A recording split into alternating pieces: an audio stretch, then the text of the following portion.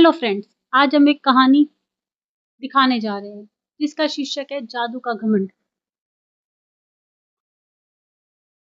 एक समय राजा कृष्णदेव राय के महल में एक जादूगर आया। उस जादूगर को अपनी जादू दिखाने की कला पर अत्यधिक घमंड था। जादूगर ने राजसभा में अपनी कला का उपयोग करते हुए कई तरह के जादू दिखाए। जादूगर के करतब देखकर सभी उनसे बहुत प्रसन्न हुए। राजा कृष्णदेव राय भी उससे बहुत प्रसन्न हुए और उसे उपहार देने लगे। तभी जादूगर ने भरी सभा में चुनौती भी दे डाली। कहा, इतने बड़े राज्य में कोई भी ऐसा व्यक्ति नहीं है जो मुझे किसी भी जादू में हरा सके। राज्यसभा में बैठे व्यक्ति एक दूसरे का मुंह ताकने लगे।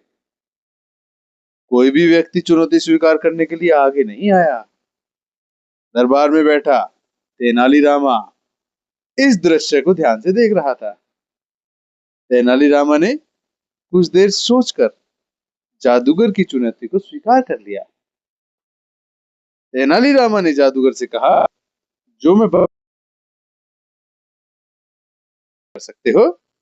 जादूगर ने हंसकर उत्तर दिया, इसमें कौन सी बड़ी बात है, यह तो मेरे बाएं हाथ का खेल है। तेनालीरामा ने द्वारपाल को कुछ कहा। द्वारपाल तेनालीरामा की बात सुनकर रसोई घर में गया और वहां से पीसी हुई लाल मिर्च लेकर राज दरबार में लौटा। तेनालीरामा ने अपनी आंखें बंद कर ली और द्वारपाल को कहा, अब इन मिर्च पाउडर को मेरी आंखों पर डालो। द्वारपाल ने तेनालीरामा के आदेश पाते ही मिर्च पाउडर को तेनालीरामा की आंखों पर डाल दिया। थोड़ी देर पश्चात तेनालीरामा मुस्कुराए और अपनी आंखें धो ली।